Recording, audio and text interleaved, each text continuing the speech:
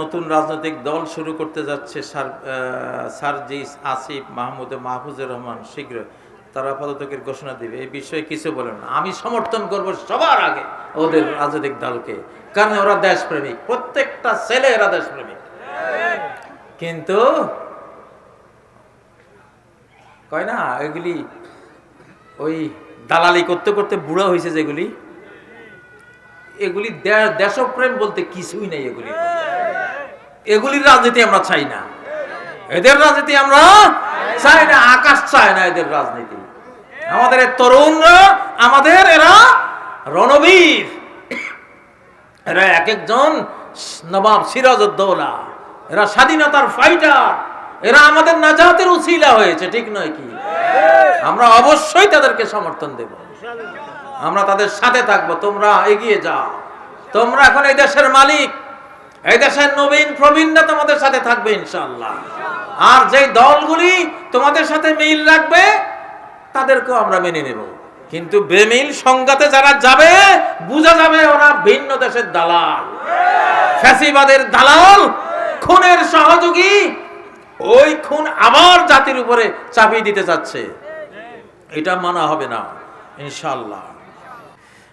আসসালামু আলাইকুম হুজুর, আগে ওয়াজ মাহফিলে সৌরাসার আওয়ামী লীগ বাধা দিত, এখন বিএনপি দিচ্ছে। তারা কি চাচ্ছে দেশে, তারা কি দেশে ইসলাম প্রচার চায় না? বিএনপি না, বিএনপি কে এভাবে বলবেন না। বিএনপি শতকরা 75-80 জন মানুষ আমাদের মতো ধর্মপ্রাণ, ভালো। কিন্তু কিছু গাদানি আছে না, এগুলির কথা শুনলে বোঝা যায় যে এগুলি ভিন্ন দেশের কথা বলে, খায় বাংলাদেশের, গায় আরেক দেশের। এগুলি ঠিকানা রেডি করা আছে ইনশাআল্লাহ। দলমল চিনি না আমরা। বাংলাদেশের বিরুদ্ধে গাদ্দারি মির্জাফরি করবি, দেশের বাইরে প্রেরণ করে দেব ইনশাআল্লাহ। আবারও বলছি, 5ই আগস্টের আগের রাজনীতি নাই আর। নতুন বাংলাদেশ, স্বাধীন চেতা বাংলাদেশ, সিরাজের বাংলাদেশ, লড়াকু বাংলাদেশ। কথা কইতে সাবধান, একটা কথা বলতে 1000 বার চিন্তা করবা। ফ্যাসিবাদকে আবার ক্ষমতায় আনবা, বিরোধী দল বানাইবা, ওরা আন্দোলন করুক, অধিকার আছে। কিসের অধিকার আছে? ওদের অধিকার হলো ফাঁসিতে লটকার, ফাঁসিতে ঝুলার অধিকার। ফ্যাসিবাদের কোনো অধিকার নাই এই দেশে রাজনীতি করা, তাদের বিচার করা হবে, আসমান থেকে ফয়সালা আসবে ইনশাআল্লাহ। আমরা জমিন থেকে মালিকের সাথে আছি, মালিক তুমি যেদিকে যাও আমরা ওই দিকে, ঠিক না বেঠিক? মালিক যেই দিকে, দাও না স্লোগান জোরে সোরে।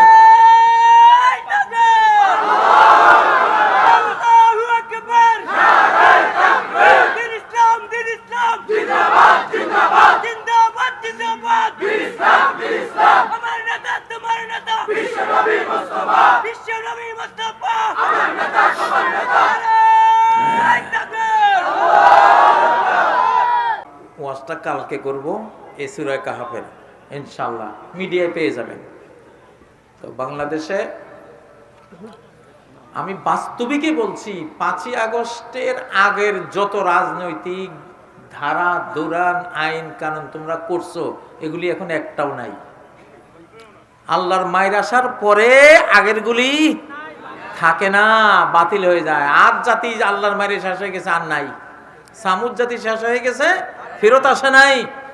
ফেরাউন শেষ হয়ে গেছে, ফেরত আসে নাই। আবু জাহাল শেষ হয়ে গেছে, ফেরত আসে না। এটা নিয়ম না। এই 5ই আগস্ট ছিল আল্লাহর আকাশের মার, এই মারের আগের গুলি মুছে গেছে। খামাখাই ওইসব বস্তা পচা গলা এগুলি টাইনে আমার ঘরে বিরক্ত করিস না তোরা। রাজনীতি, এই যুগে রাজনীতি তোরা করতে পারবি না, তোকে ওই জ্ঞান নাই। এই জটিল কুটিল ঝুঁকিপূর্ণ পরিস্থিতির কোনো জ্ঞান তোমাদের নাই। রাজনীতি করো না, রাজনীতি এখন কাজীরা করবে। এই কাজী সাহেব জেলখানায় ঘোষণা দিয়েছি, যখন হ্যান্ডকাপ দিয়েছিস 40 বছর শিক্ষকতা করে, বুখারী মুসলিম তিরমিজি নাসাই কোরআনে কারীম পড়িয়ে শিক্ষকতা থেকে রিটায়ার্ড করব, ওই সময় এক তোড়া ফুল না দিয়া দিলি হ্যান্ডকাপ, তাইলে রাজনীতি করব। এবার গোটা দেশ হাতে নেব ইনশাআল্লাহ। আসলে গোটা দেশ আমাদের হাতে। আধ্যাত্মিক ওয়ার্ল্ডে দেশটা নিয়ন্ত্রণ আমাদের হাতে ইনশাআল্লাহ। ওখান থেকে যেটা ফয়সালা আসে এর বাইরে কিছুই কেউ করতে পারবে না।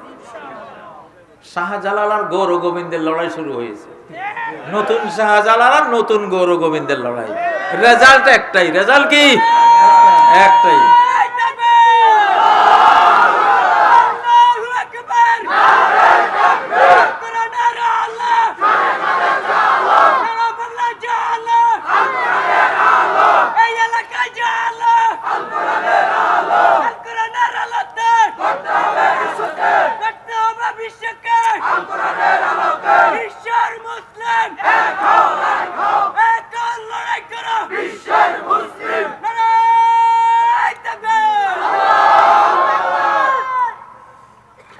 আলহামদুলিল্লাহ, ভালো লাগলো আমার নোয়াখালীর বন্ধুরা।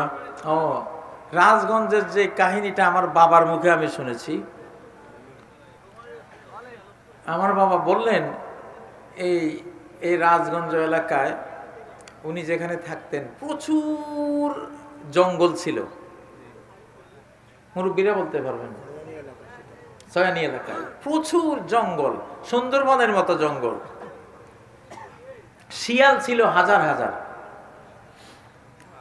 তো আখক্ষেত, ওই যে ইক্ষু ক্ষেত, যেটা আখক্ষেত, কুইয়ুর কয় না, আখক্ষেত কুইয়ুর কয় না, নোয়াখালীতে কুইয়ুর কয়, কেউ আখ কয়, গ্যান্ডারি বলে।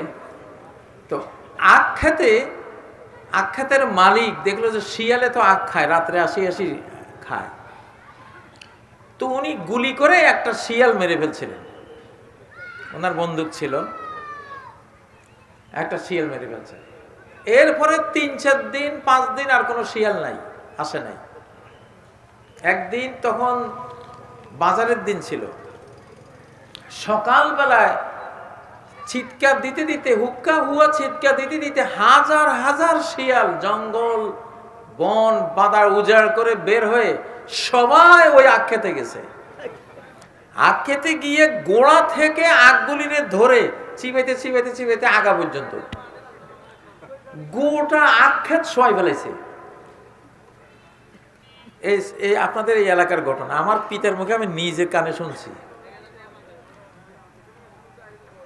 অনেক আগের এরকম একটা কাহিনী এলাকায়, এইটা এই সয়ানি এলাকার ঘটনা, ঠিক না?